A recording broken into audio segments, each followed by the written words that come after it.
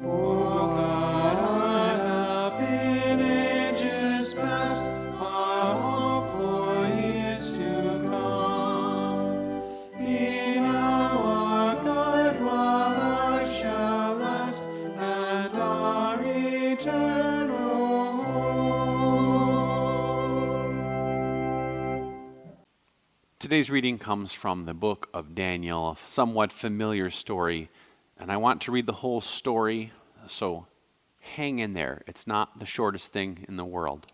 This is from chapter 3, verses 1 through 30. King Nebuchadnezzar made a gold statue, and he set it up in the province of Babylon.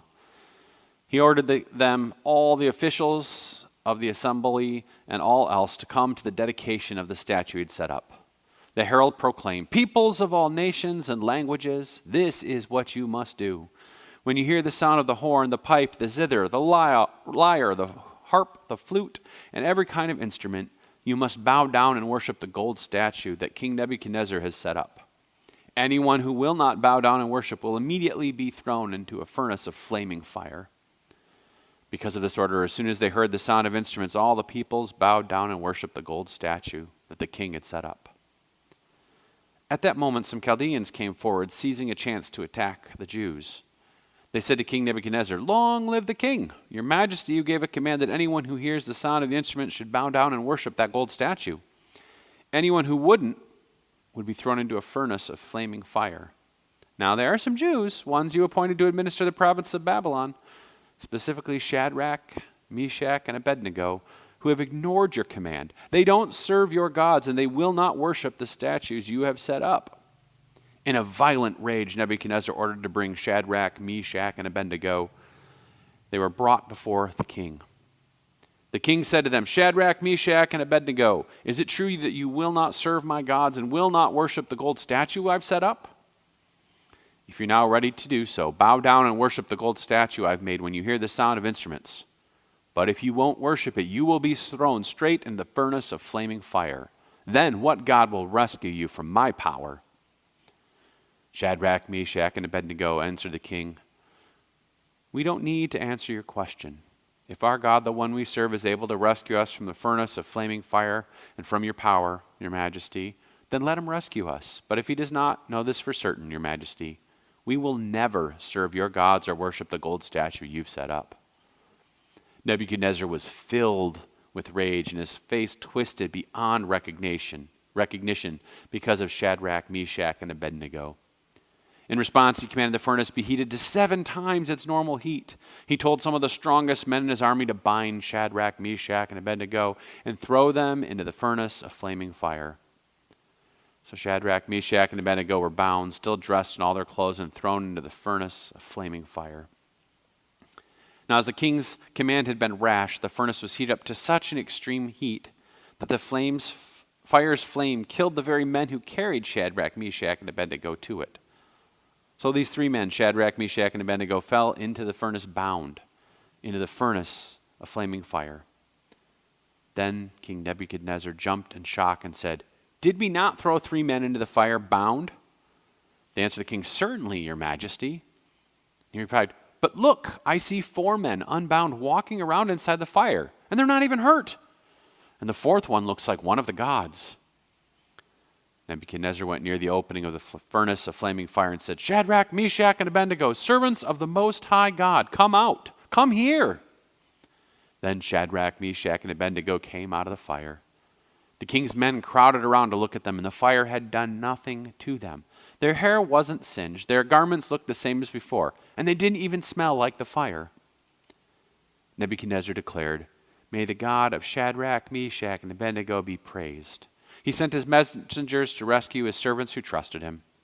They ignored the king's order, sacrificing their bodies because they wouldn't serve or worship any god but their own. I now issue a decree to every people, nation, and language. Whoever speaks disrespectfully about Shadrach, Meshach, and Abednego's God will be torn limb from limb, and their house made into a trash heap, because there is no other God who can rescue like this. Then the king made Shadrach, Meshach, and Abednego prosperous in the province of Babylon. Here's your story from the book of Daniel.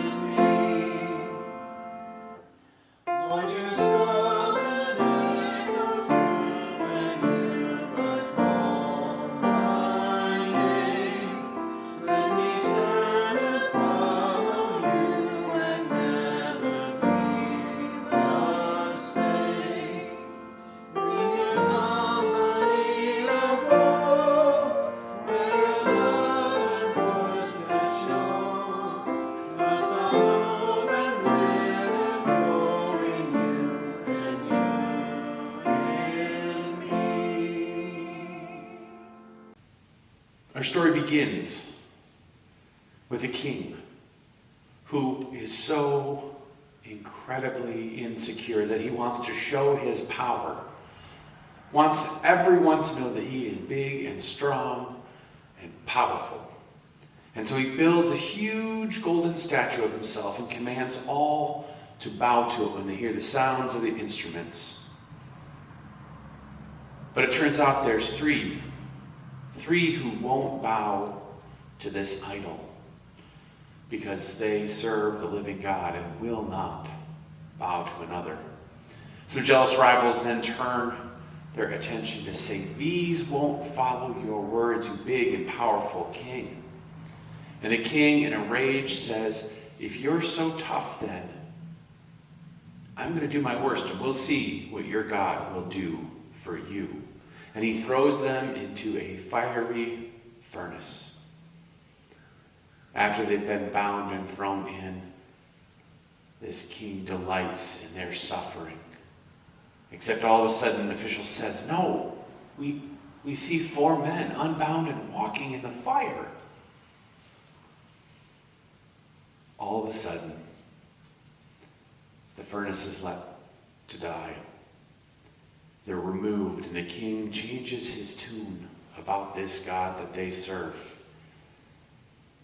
and is in such awe that in gratitude he promotes these 3 servants of the living God to help him rule, ideally more justly. This story in the book of Daniel, who in this book, at least at the beginning, is known as Belshazzar, because his name was changed. The story of Shadrach, Meshach, and Abednego is the second most well-known story in the book of Daniel, after, of course, the lion's den, which turns out to be a very similar story in this text. But there's not a fire with Daniel and the lion's den. The title gives it away. It's a lion's den. In both of these cases, God is faithful, and the servants of God are delivered from a gruesome fate. And in both stories, the king is overwhelmed with gratitude and promotes them in the face of their God's great power. Over the centuries, there's been kind of like 3 main ways that this story has been interpreted. And while none of these are wrong by any stretch, I just want you to be aware, because I'm not going to talk about those kind of things. One is that God will save the faithful. Sure. Yeah. Yep, that makes sense. Another is that those whose faith is strong, who are willing to sacrifice for their faith, will be rewarded. Sure, that works too. Yep. And the one that is not as popular today but used to be, that I'm not a big fan of because I don't think it's helpful in so many ways, that being martyred for your faith is somehow something that is something one should aspire to. This story was used once upon a time to say, see, this is what it is to be a faithful person, to die. I'm not saying that can't be true, but that's not what we're going to talk about today. Today I'd like to take us in a different direction, although related, that makes a lot of sense, especially in the season we are in, which is not yet Christmas, but a season of gratitude and thankfulness.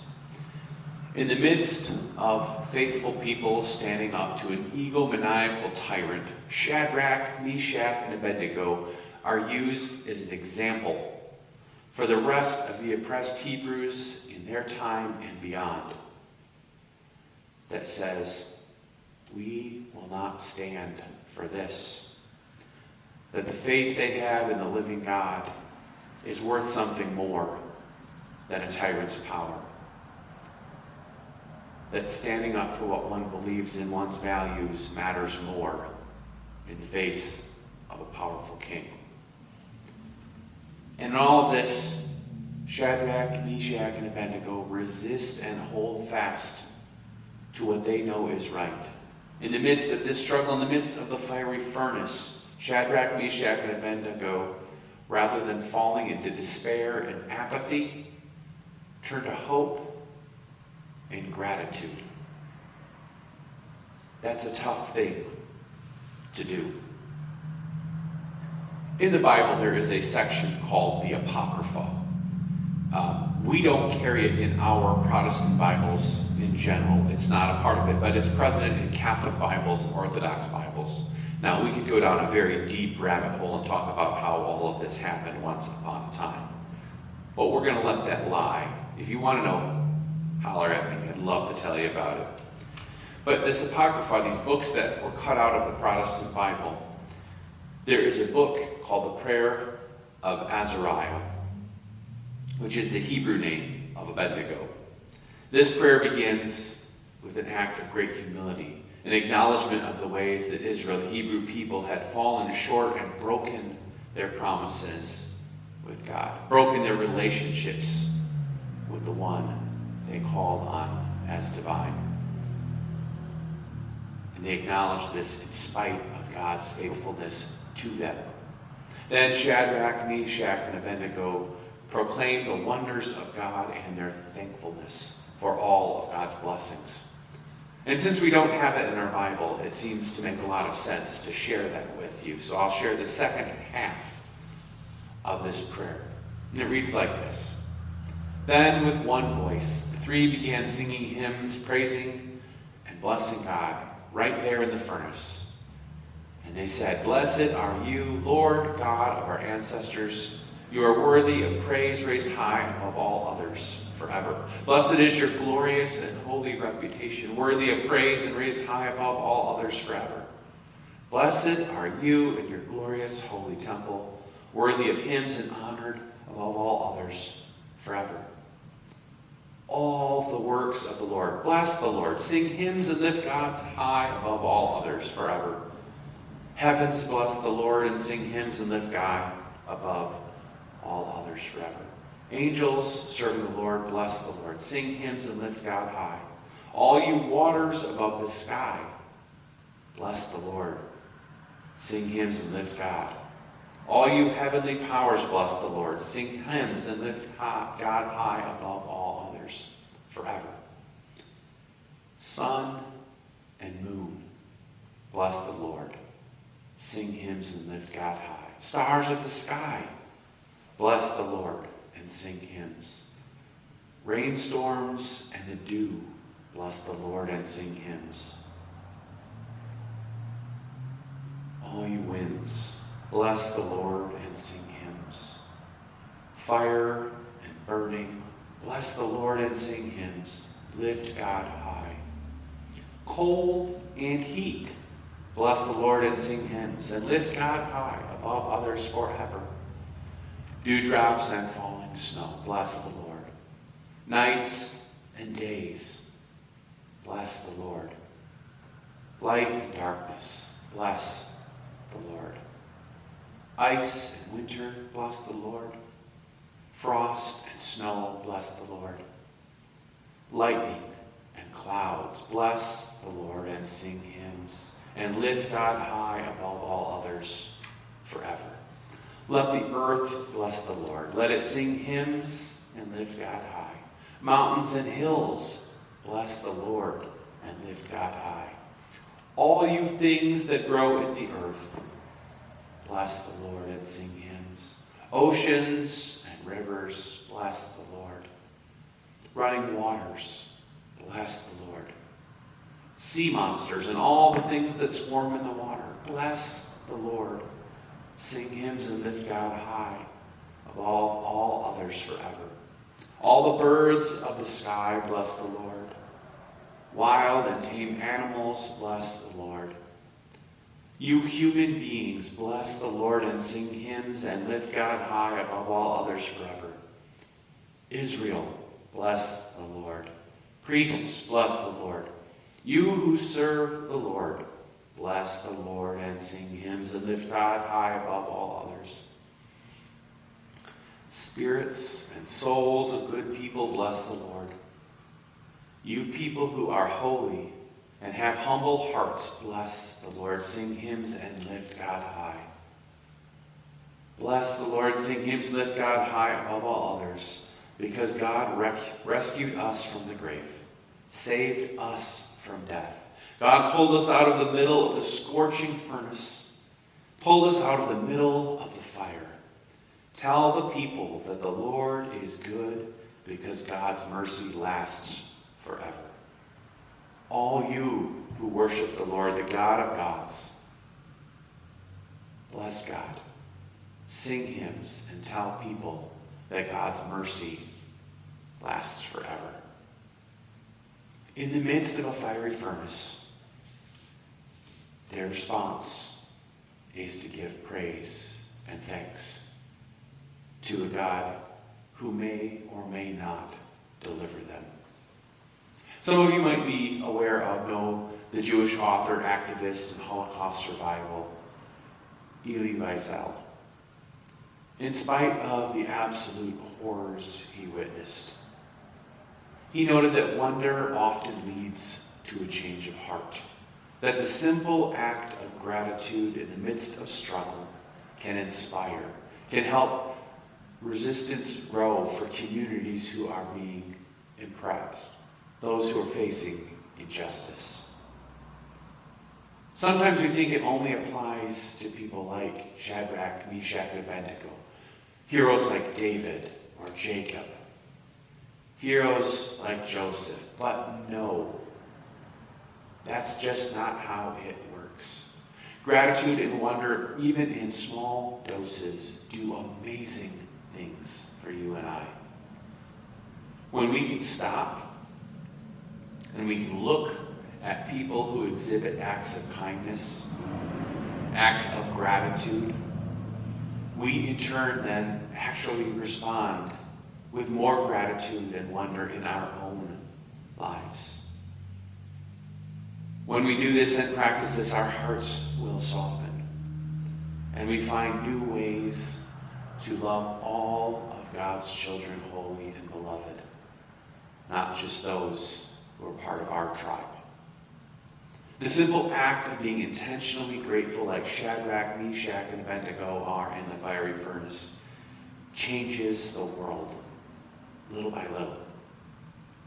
Modern neuroscience tells us that gratitude activates the brain regions that are associated with the reward system, and it enhances feelings of contentment and emotional well-being. Regular practice can lead to long-term positive changes in your brain, which support mental health and resilience. The simple act of acknowledging the wonders of God and giving thanks literally will save your life. We've all been around those folks, those negativity vampires. And when we leave their presence, we feel that weight drag us down, and we are so quick to snap at others and begin our complaining. And let's be real, there's a lot to complain about in this world. But there is so much more to be thankful for, to give thanks for, to wonder and be inspired by than there is to be negative about. So what are things in God's great creation that cause you to stop and wonder? To pause what you're doing and give thanks to God for the beauty of this creation? What is it that makes you stop on a regular basis to give thanks for, in spite of all the other things going on in this world? You can imagine having a young child can be a little tough. Tweens are especially tough, and all my friends tell me, oh, just wait till you hit those teenage years. And while I'm a little terrified, and I think I should be, the simple act of giving thanks and being in wonder of the little moments with a child change the way you look at the world. Who are the people in your life that make you pause and wonder how in the world they can be so grateful, even in the midst of struggles? When was the last time you were intentional about taking time to really think about how blessed you actually are. Shadrach, Meshach, and Abednego greet their certain doom with wonder and gratitude, with humility and confession. Instead of complaining about the unjust system that would throw them in this furnace, they take time to give thanks for all of their blessings in their life. What a way to honor the gifts of God that have been poured out upon you and I. I'm going to give you some homework because I think it is so important to take time every day to give thanks. Many people will do a prayer to give thanks before meals, and I'll be honest, at a certain point in time, it is a rote thing because you just do it out of force of habit and you don't think about it much more.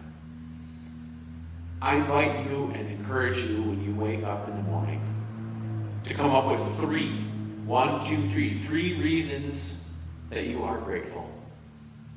And when you lie down at night, come up with 3 more reasons that you are grateful to be alive in this world, regardless of what else is going on. I encourage you to give thanks when you are stuck in traffic, and while you like to gesture at the driver ahead of you, maybe the reality is looking out the window and saying, "Thank you, God, for this most amazing day." I encourage you to give thanks when you're pumping gas. That the brains that God has given us have led to such technology to get you from point A to point B, regardless of the cost of a gallon or the pollution we cause by being able to be so lucky to travel. I encourage you to give thanks in the midst of washing dishes or mopping the floor or cleaning up the mess that you keep saying, "One of these days I'm going to clean this up." Those moments of gratitude are magic. You might be surprised at how just a little bit of gratitude can lead you from those fiery furnaces of your life into a deeper relationship with the Creator of heaven and earth, the one who has called, claimed, and redeemed you, but who knows you by name and loves you no matter what. What other reason is there to not give thanks for this great gift? May you have a grateful heart and spread that gratitude on all you encounter. Go in peace and serve the Lord.